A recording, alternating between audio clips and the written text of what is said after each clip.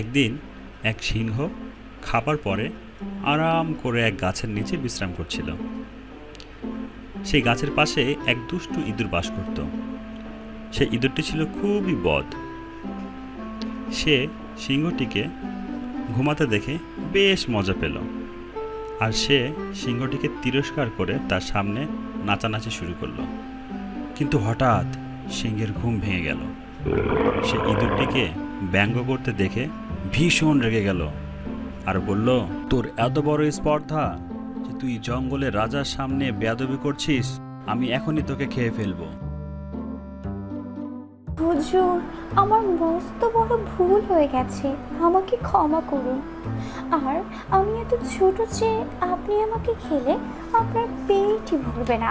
তার থেকে বরং আপনি আমাকে একটি সুযোগ দিন, হতেও তো পারে যে আমি আপনার একদিন কাজে আসতে পারি। ইঁদুরের কথা শুনে বাঘ তাকে ছেড়ে দিল আর বলল, ঠিক আছে, আজ তোর ভাগ্য অনেক ভালো, আমার পেট একদম ভরা আছে, তাই তোকে প্রাণে ছেড়ে দিলাম। এ কথা শুনে ইঁদুর মনের খুশিতে বাড়ি ফিরে গেল। এদিকে একদিন কিছু শিকারী দল বেঁধে বনে প্রবেশ করলো বাঘ শিকারের জন্য একটি ফাঁদ পেতে গেল। দুর্ভাগ্যবশত বাঘও সেই পথ ধরেই হাঁটছিল।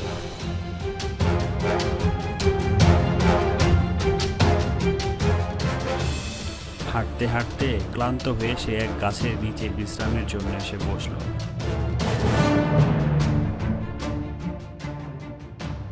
আর অমনি হঠাৎ তার উপর একটি জাল নিক্ষেপ করলো। ফাঁদে আটকে পড়ে সে বাঁচার জন্য জোরে জোরে চিৎকার করতে লাগলো। বাঘের চিৎকার শুনে বনের সব পশু এদিক সেদিক ছোটাছুটি শুরু করতে লাগলো। গর্জন শুনে ইঁদুরও সেখানে চলে গেল। সিংহের বিপদ দেখে ইঁদুর তার কানে কানে গিয়ে ফিস ফিস করে বলল, হুজুর, আপনি শান্ত হন। আপনার চিৎকার শুনে শিকারীরা এইখানে ছুটে আসবে আর আপনাকে ধরে নিয়ে যাবে। আমার প্রতি ভরসা রাখুন, আমি আপনাকে ঠিক মুক্ত করব। এই বলে ইঁদুর তার কাজ শুরু করে দিল। সে তার ছোট ছোট ধারালো দাঁত দিয়ে জালকে কেটে টুকরো টুকরো করে বাঘকে মুক্ত করল। মুক্ত হবার পরে বাঘ বলল, আমি তোকে ছোট বলে অবজ্ঞা করেছিলাম, কিন্তু আজ বুঝতে পারলাম ছোট বলে কাউকে অবহেলা করতে নেই। তো বন্ধুরা, এই গল্প থেকে আমরা কি শিখতে পারলাম? ছোট বলে কাউকে কখনো অবহেলা করতে নেই। যদি আমাদের এই ভিডিওটি ভালো লাগে অবশ্যই লাইক করো, শেয়ার করো এবং কমেন্ট করে আমাদের জানিয়ে দাও। আর আমাদের পরবর্তী ভিডিও দেখার জন্য আমাদের চ্যানেলটি এখনই সাবস্ক্রাইব করো।